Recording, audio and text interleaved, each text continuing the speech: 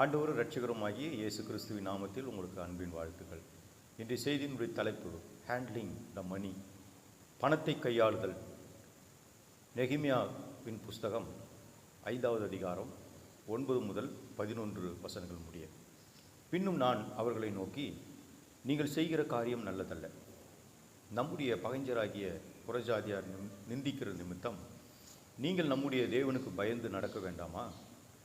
நானும் என் சகோதரரும் என் வேலைக்காரரும் இவ்விதமாகவா அவர்களுக்கு பணமும் தானியமும் கடன் கொடுத்திருக்கிறோம்? இந்த வட்டியை விட்டு விடுவோமாக. நீங்கள் இன்றைக்கு அவர்கள் நிலங்களையும் அவர்கள் திராட்சை தோட்டங்களையும் அவர்கள் ஒலிவு தோப்புகளையும் அவர்கள் வீடுகளையும் நீங்கள் பணத்திலும் தானியத்திலும் திராட்சை ரசத்திலும் எண்ணெயிலும் 100 வீதமாக அவர்களிடத்தில் தண்டி வருகிற வட்டியையும் அவர்களுக்கு திரும்ப கொடுத்து விடுங்கள் என்றேன். நம்முடைய ஆவிக்குரிய வாழ்க்கைக்கு தடையாக இருப்பது கடன் பிரச்சனை.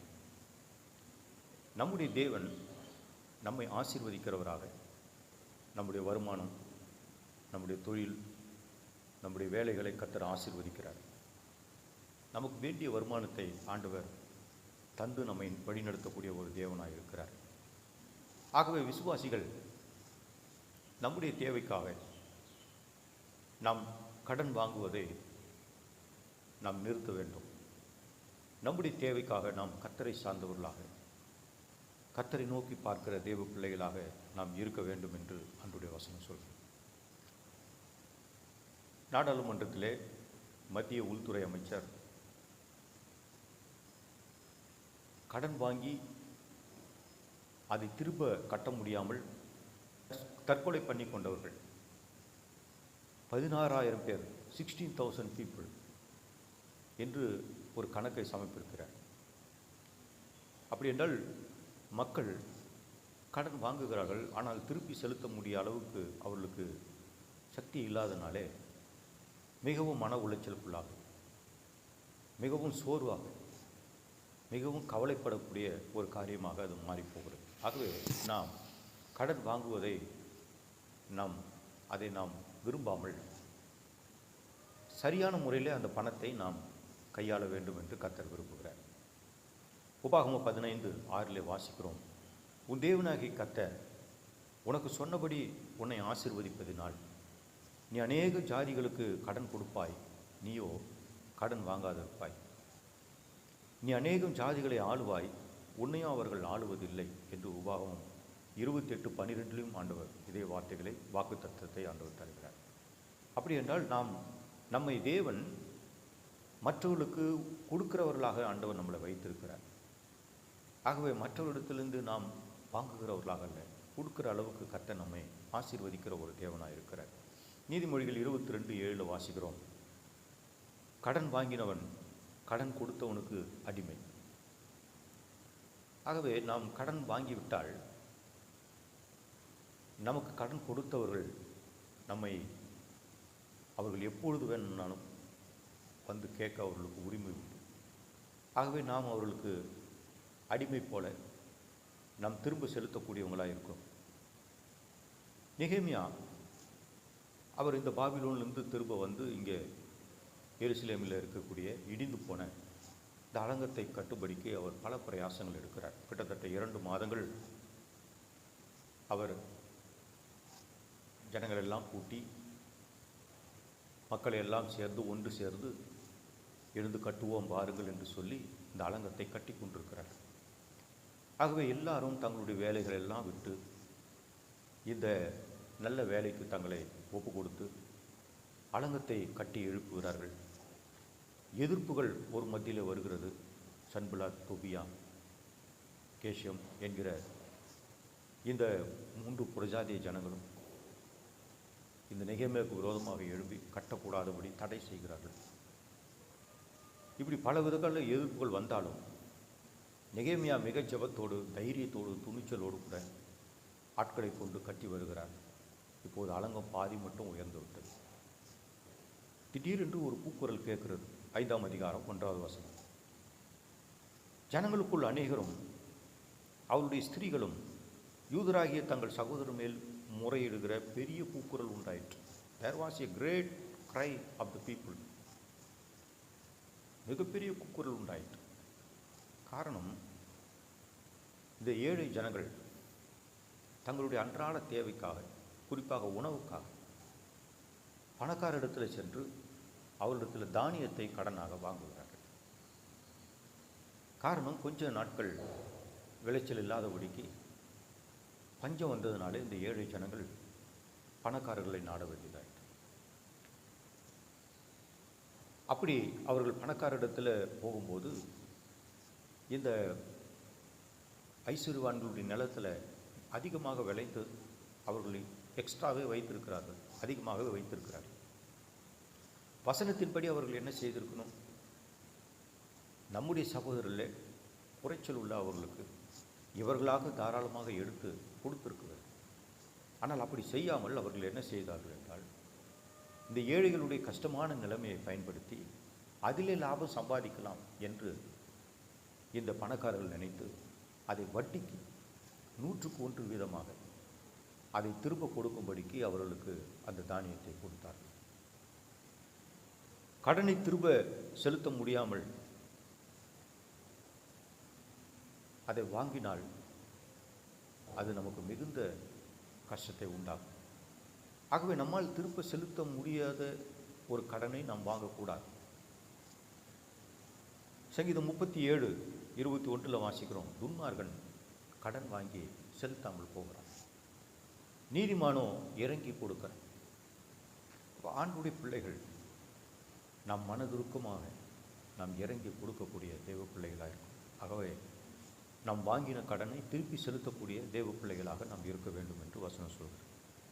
எதற்காக அவர்கள் கடன் வாங்கினார்கள்? 2வது வசனம் பார்க்குறோம், நாங்கள் அநேகரானபடியால் சாப்பிட்டு பிழைக்கும்படிக்கு நாங்கள் தானியத்தை கடனாக வாங்கினோம். வீட்டிலே ஆட்கள் அதிகம், 10 பேர் 15 பேர், இப்படி பெரிய குடும்பத்தில் இருப்பவர்கள் தங்களுடைய அன்றாட உணவுக்காக அவர்கள் தானியத்தை கடனாக வாங்குகிறார்கள். சங்கீதம் 37:25 வாசிக்கிறோம், சங்கீதக்காரன் இவ்விதமாய் சொல்கிறார், நான் இளைஞனாய் இருந்தேன், முதிர் வயதுள்ளவன் ஆனேன், ஆனாலும் நீதிமான் கைவிடப்பட்டதையும் அவன் சந்ததி அப்பத்துக்கு இறந்து திருந்ததையும் நான் காணவில்லை என்று சொல்கிறார். அப்படி என்றால் அருமையானவர்களே, நம்முடைய தேவன் போஷிக்கிறார்.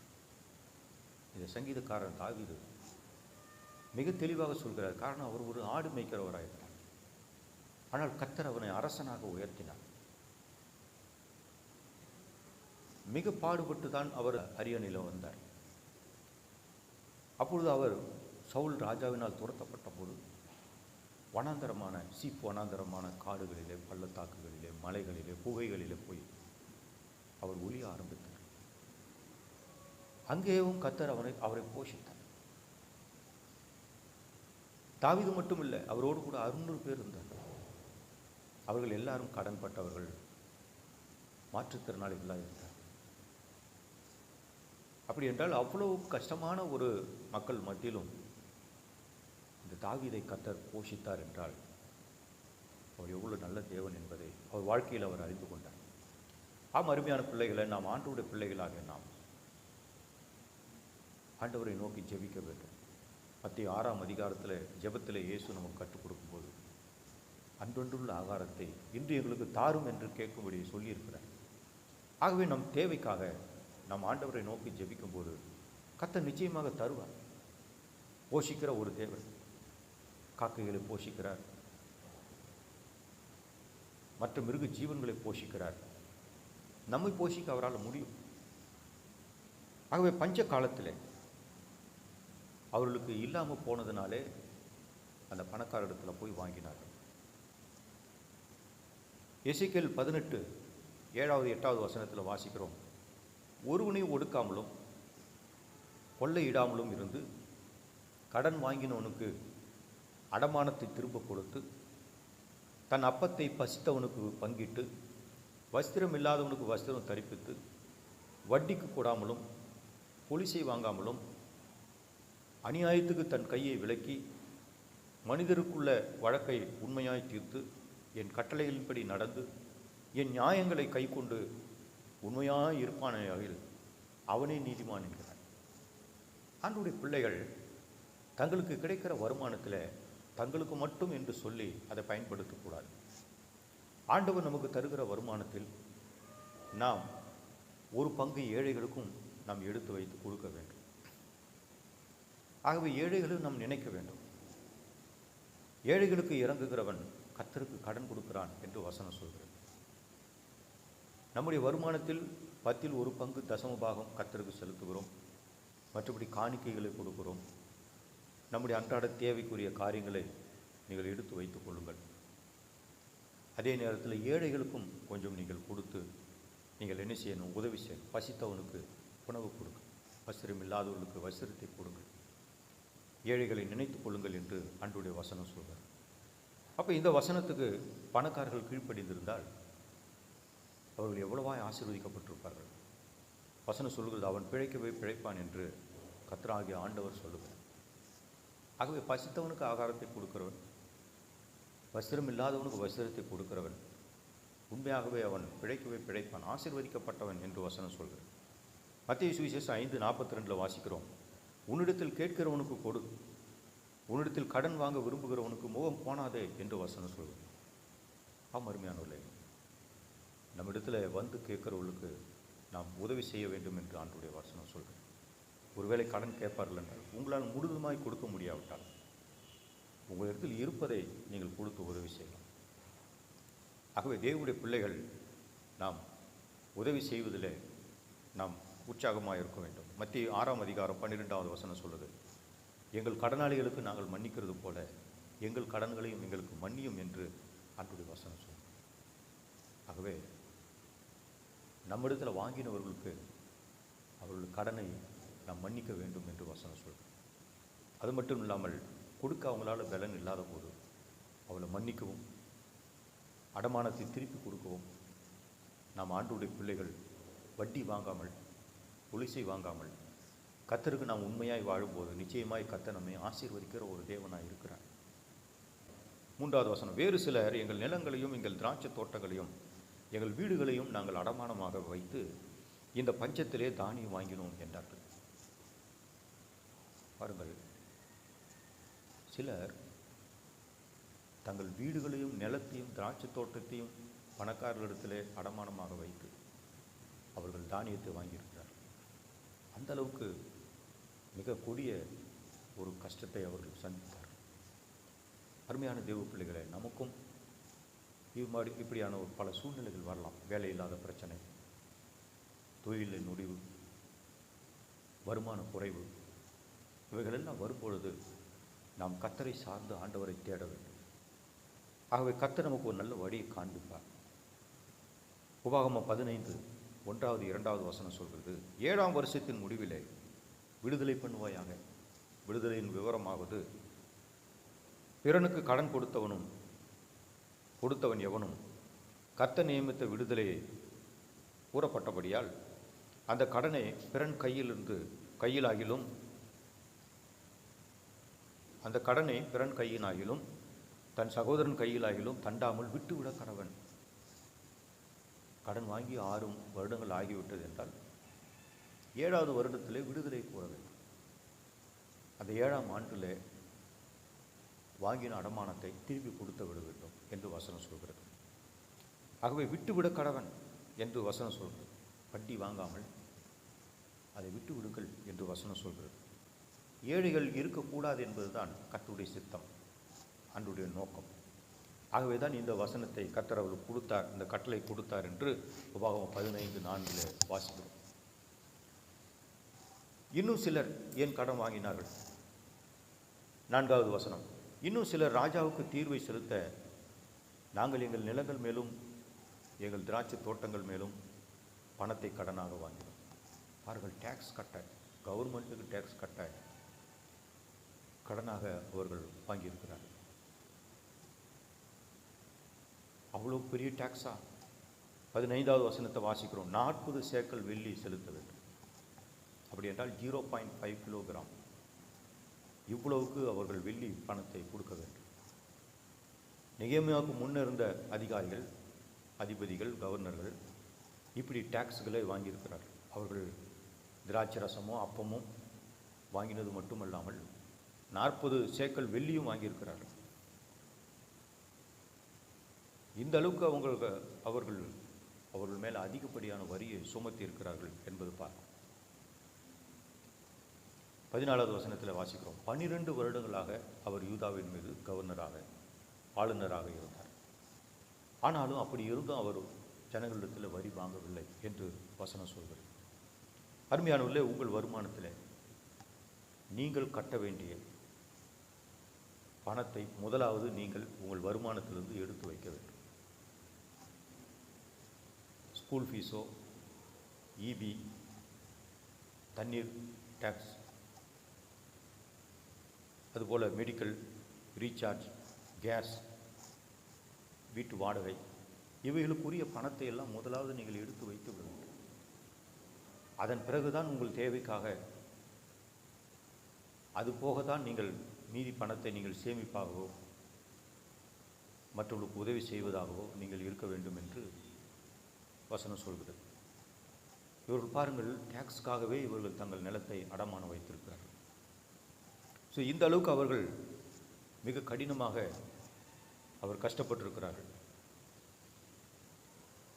நம்முடைய வருமானத்தில் ஆண்டவர் கொடுக்கிறவைகளை சரியாக நாம் ஒவ்வொரு மாதமும் நம் பட்ஜெட் போட்டு அதை நாம் பயன்படுத்தும் போது கர்த்தர் நிச்சயமாக நம்மளுக்கு உதவி செய்கிற ஒரு ஆண்டவராக இருக்கிறார்.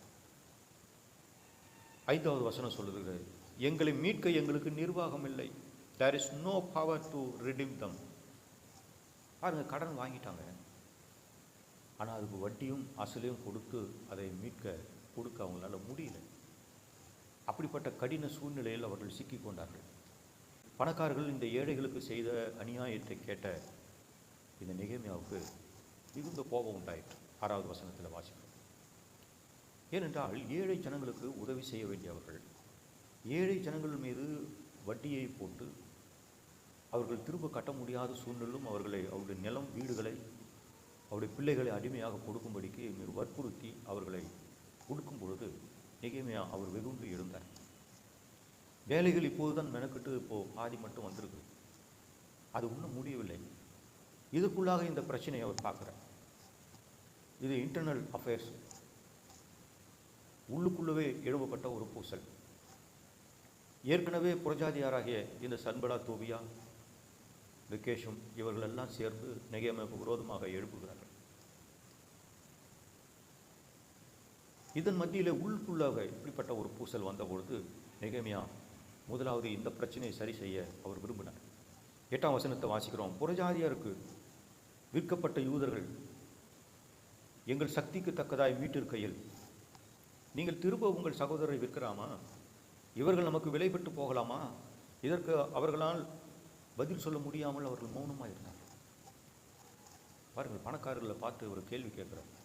எல்லாரையும் வர வச்சுட்டார். வர வைத்து அந்த பணக்காரர்களிடத்தில் இப்படிப்பட்ட ஒரு கேள்வி கேட்குறார். ஏற்கனவே பாபிலோனில் 70 ஆண்டுகள் அவர்கள் அடிமைப்பட்டு கிடந்தார்கள். இப்பொழுதுதான் அவர்களை மீட்டு நம்முடைய சொந்த தேசத்துக்கு கொண்டு வந்திருக்கிறோம். இப்படிப்பட்ட சூழ்நிலை மறுபடியும் நீங்கள் பணத்தை கொடுத்து அவங்கள உங்களுக்கு அடிமைகளாக விலைக்கு வாங்கலாமா என்று நெகேமியா கேட்குறார். கடன் பாவத்தின் ஒரு அடிமைதானத்துக்கு ஒரு அடையாளமாக இருக்கிறது. லூக்கா சுவிசேஷம் 7ஆம் அதிகாரம் 40வது வசனத்திலிருந்து 50வது வசனம் வரைக்கும் பார்க்குறோம். இயேசுவானவர் சீமோன் என்கிறவனுடைய வீட்டுக்கு போகிறார்.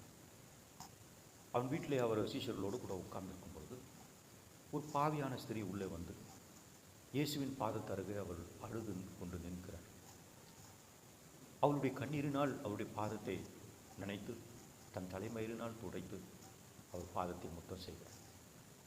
சீமோன் மனதுக்குள்ளே நினைக்கிறான், இவள் பாவியான பெண்ணாச்சு, இவர் ஒரு தீர்க்கதரிசியாக இருந்தால் தன்னை தொடுகிறவள் யார் என்று இவருக்கு தெரியாதா என்று சொல்லும்பொழுது உடனே இயேசு சீமோனிடத்தில் சொல்கிறார், சீமோனே, சீமோனே, உனக்கு ஒரு காரியத்தை சொல்ல வேண்டும்.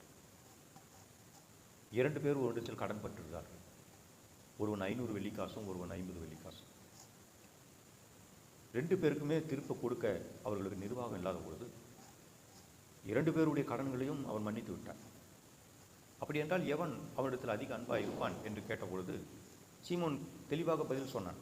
அதிகம் மன்னிக்கப்பட்டவன் எவனோ அவன்தான் அதிகமாய் அன்பு கூறுவான் என்று பதில் சொன்னான். இப்போ இயேசு சரியாக தான் சொன்னான் என்று சொன்னான். இந்த பெண்ணை பார்க்கிறாயே, இவள் செய்த அநேக பாவங்கள் மன்னிக்கப்பட்டது. ஆகவே இவள் என்னிடத்தில் மிகவும் அன்பு கூறுகிறாள். ஆனால் நீயும் உனக்கு கொஞ்சம் பாவம் மன்னிக்கப்பட்டது என்று நினைத்து நான் வீட்டுக்குள் நான் வந்தேன், எனக்கு நீர் தண்ணீர் தரவில்லை, என் தலைக்கு எண்ணெய் கொடுக்கவில்லை, என்னை அன்போடு வரவேற்கவோ கனப்படுத்தவில்லை. ஆனால் இவள் நான் வந்து முதற்கொண்டு ஓயாமல் எனக்கு முத்தம் செய்து கொண்டிருக்கிறார் என்று சொன்னார். ஆம், அருமையான தேவ பிள்ளைகளே, இயேசுவானவர் நம்முடைய பாவ கடன்களை மன்னித்தார், நம்முடைய அக்கிரமங்கள் அநியாயங்களை மன்னித்தார். நாம் செய்த அக்கிரமம் பாவத்துக்கு அந்த மீட்புக்காக நாம் எதையும் கொடுக்க முடியாது. ஆனால் இயேசுவானவர் தன்னுடைய விலையேற பெற்ற இரத்தத்தை சிந்தி நம்முடைய பாவம் அக்கிரமங்கள் எல்லாம் அவர் சுமந்து கொண்டு அவர் இரத்தத்தினால் நம்முடைய பாவங்களை கழுவி நம்மை சுத்திகரித்து நம்மை மீட்டு இருக்கிறார். வசனம் சொல்கிறது, பொன்னினாலும் வெள்ளினாலும் அல்ல, விலையேற பெற்ற ஆட்டுக்குட்டியின் இரத்தத்தினாலே நீங்கள் மீட்கப்பட்டிருக்கிறீர்கள் என்று வசனம் சொல்கிறது. ஆம், அருமையானுள்ள இயேசுவானவர் நம்முடைய பாவத்துக்குரிய கடன் அத்தனையும் இயேசு மன்னித்தார். அவருடைய விலையேற பெற்ற இரத்தம் நம்முடைய பாவத்தை மட்டுமில்லை, அதுக்குரிய பெனால்ட்டியும் சேர்த்து அவர் மன்னித்திருக்கிறார். ஆகவே நாம் மீட்கப்பட்டிருக்கிறோம். மறுபடியும் நாம் மீண்டுமாய் போய் அந்த பாவ அடிமைதனத்துக்குள்ளே போகாதபடிக்கு நம்மை காத்துக்கொள்வோமா. ஆகவே நாம் ஜாக்கிரதையாக இருக்க வேண்டும் என்று ஆண்டவருடைய வசனம் நம்மை சொல்கிறது. அந்தகார இருளிலிருந்து நம்மை ஆச்சரியமான ஒளியாகி அவரிடத்துக்கு வர வைத்திருக்கிறார்.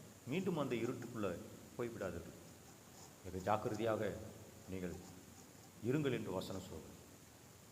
உங்கள் முன்னோர்கள் பாரம்பரியமாக அனுசரித்து வந்த அந்த பாரம்பரியத்திலிருந்து அடிமைதனத்திலிருந்து கர்த்தர் உங்களை மீட்டிருக்கிறார். மீண்டுமாய் அந்த பாரம்பரியத்துக்குள்ளே போகாது, மீண்டும் அந்த மூட நம்பிக்கைக்குள்ளே போகாது. கர்த்தருடைய சத்தியத்தை விசுவாசித்து அதில் நடுங்கள் என்று ஆண்டவருடைய வசனம் சொல்கிறது. 9வது வசனம் சொல்கிறது, நீங்கள் செய்கிறது நல்லதல்ல என்று நெகேமியா சொல்கிறேன். நம்முடைய பகைஞர்கள் நம்மளை இந்த சன்பலா, தொபியா, கேஷ்மு இவர்கள் நிந்திக்கிறது நிமித்தம் நீங்கள் நம்முடைய தேவனுக்கு பயந்து நடங்கள் என்று சொன்னார். கர்த்தருடைய வசனம் என்ன சொல்கிறதோ அதன்படி செய்யுங்கள் என்று அவர்களை உற்சாகப்படுத்தினார். 10வது வசனம் சொல்கிறது, நாங்கள் தானியத்தை வட்டிக்கு கொடுக்கவில்லை, இந்த வட்டியை விட்டுவிடுங்கள் என்று சொல்கிறார் நெகேமியா. நானும் எங்கள் வேலைக்காரரும் மற்றவர்களுக்கு உதவி செய்திருக்கிறோம், தானியம் கொடுத்துருக்கிறோம், பணம் கொடுத்துருக்கிறோம். ஆனால் ஒருவரையும் நாங்கள் இப்படி ஒடுக்கவில்லை, வட்டியை கேட்கவில்லை. அதுபோல் நீங்களும் வட்டியை விட்டு விடுங்கள் என்று அவர்களிடத்தில் சொன்னார். 11வது வசனம், அவர்கள் திராட்சை தோட்டம், நிலம், வீடு இவைகளை அவளுக்கு திரும்ப கொடுத்து விடுங்கள் என்று சொன்னார். வசனம் சொல்கிறது 12வது வசனத்தில், நாங்கள் அதை திரும்ப கொடுத்து விட்டு இனி அப்படி அவர்களிடத்தில் கேட்க மாட்டோம், நீ சொல்லுகிறபடியே செய்வோம் என்றார்கள். அருமையானவர்களே, ஆண்டவருடைய வசனம், தேவனுடைய ஆலோசனை அந்த பணக்காரர்களுக்கு வந்தபோது அவர்கள் எல்லாரும் கீழ்ப்படிந்தார். தேவ ஆலோசனைக்கு கீழ்ப்படியுங்கள் அருமையானவர்கள், உங்கள் வாழ்க்கை ஆசீர்வாதமாக மாறும். நெகேமியா தன்னுடைய அதிகாரத்தை கொண்டு ஏழைகளுக்காக அவன் சட்டத்தை ஏற்ற முடியும். அவன் தன் அதிகாரத்தை கொண்டு பணக்காரர்களுக்கு விரோதமாக செயல்பட முடியும். ஆனால் இல்லை, அவர் தன் அதிகாரத்தை பயன்படுத்தவில்லை, வேத வசனத்தை பயன்படுத்தினார். ஆகவே அருமையானவர்கள், உங்கள் வாழ்க்கையிலும் உங்கள் பிரச்சனைக்கான தீர்வு வேத வசனத்தில் தேடுங்கள். ஆண்டவருடைய வசனம் நமக்கு நல்ல வழியை காண்பிக்கும். கர்த்தருடைய வார்த்தைக்கு நீங்கள் உடனே கீழ்ப்படியுங்கள், உங்கள் வாழ்க்கை ஆசீர்வாதமாக மாறும். ஆகவே ஊழியக்காரனுடைய ஆலோசனை அவர்கள் ஏற்றுக்கொண்டது போல சபையும் ஊழியக்காரனுடைய ஆலோசனை கேட்டு கீழ்ப்படியும் போது ஆசீர்வாதமாக இருக்கும். 13வது வசனத்தில் வாசிக்கிறோம், ஒரு சிலர் அங்கு கீழ்ப்படியாதவர்கள் இருப்பார்கள் என்று நெகேமியாவுக்கு தெரிந்திருக்கு போல கீழ்ப்படியாதவர்களுக்காக நெகேமியா ஒரு எச்சரிக்கை விடுக்கிறார். நான் வஸ்திரத்தை உதறி போட்டு இப்படி இந்த வார்த்தையை நிறைவேற்றாத எந்த மனிதனையும் அவன் வீட்டிலும் அவன் சம்பாதித்திலும் இருந்து தேவன் உதறி போட கடவன் என்று சொல்கிறார். அப்படி ஒரு கோபத்தோடு கூட இப்படி ஒரு சாபத்தை விட்டார். பாருங்கள், வசனம் சொல்லுது 13, பின்பு ஜனங்கள் இந்த வார்த்தையின்படியே செய்தார்கள். அவர் கீழ்ப்படியாதவங்க கூட இந்த எச்சரிக்கையை கேட்டு பணம் திரும்பியிருப்பான். அருமையான தேவ பிள்ளைகளை, கர்த்தருடைய வசனம் நம்மை ஆசீர்வதிக்க விரும்புகிறது, நம்மை நல்ல வழியில் நேர்மையான வழியில் நடத்த விரும்புகிறது. ஆகவே நீங்கள் மற்றவர்களுக்கு சாட்சியாக இருக்க வேண்டும் என்று வசனம் சொல்கிறது. ரோமர் 13:8 வாசிக்கிறோம், ஒருவரிடத்தில் ஒருவர் அன்பு கூறுகிற கடனை அல்லாமல் மற்றொன்றிலும் ஒருவனுக்கு கடன் படாதிருங்கள் என்று வசனம் சொல்கிறது. ஆகவே நாம் ஆண்டவருடைய பிள்ளைகளாகிய நாம் கடன் படாதபடிக்கு நாம் ஜாக்கிரதையாக இருப்போம். உங்கள் தேவைக்காக நீங்கள் கடன் வாங்காதீர்கள். கர்த்தரை நம்புங்கள். உங்கள் பணத்தை சரியான முறையில் நீங்கள் கையாளுங்கள். அதை பயன்படுத்துங்கள். உங்களிடத்தில் கடன் வாங்கியவர்கள் மீது வட்டியை நீங்கள் திணிக்காதீர்கள். இயேசுவின் இரத்தத்தால் மீட்கப்பட்டு நீங்கள் மீண்டுமாய் அந்த பாவ அடிமைத்தனத்துக்குள்ளே போகாதீர்கள். பணத்தை சரியாகவும் நேர்மையாக நீங்கள் கையாளுங்கள். கர்த்தர் நிச்சயமாய் உங்களையும் உங்கள் குடும்பத்தையும் உங்கள் தொழில் வியாபாரத்தையும் ஆண்டவர் ஆசீர்வதிப்பார். ஜெபம் பண்ணுவோம். பரலோக பிதாவே, பரிசுத்த தகப்பனே, உங்களுடைய வார்த்தைக்காக நன்றி. அருமையான உங்களுடைய பிள்ளைகளை, வசனத்தை கேட்ட பிள்ளைகளை ஆசீர்வதிங்கப்பா. ஆண்டவரே, நீர் எங்களுக்கு சொன்னபடியே எங்களை ஆசீர்வதிக்கிறவர். உங்களுடைய பிள்ளைகளுடைய வருமானம், அவள் செய்கிற வேலை தொழில்களை ஆசீர்வதித்தாலும் போதுமான அளவுக்கு அவங்களுக்கு தேவைகளை சந்தித்து மீதி எடுக்கும்படி அற்புதம் செய்தாலும் அவளுக்குள்ள பணத்தை சரியான முறையில் அவங்க வாழ்க்கையில் கையாள கர்த்தர் உதவி செய்யும். கர்த்தருக்கு கொடுக்கிறவர்களாக அவங்களுடைய தனிப்பட்ட அன்றாட தேவைக்கு அவங்களுக்கு அதை பயன்படுத்துகிறவர்களாகவும் ஏழைகளுக்கு உதவி செய்கிறவர்களாகவும் இருக்க உதவி செய்யும்படி ஜெபிக்கிறோம்ப்பா. இப்படிப்பட்ட நல்ல ஞானத்தை தாரும், வழி நடத்தும். கடன் பிரச்சனையில் இருக்கிற மக்களுக்கு விடுதலை தாரும்.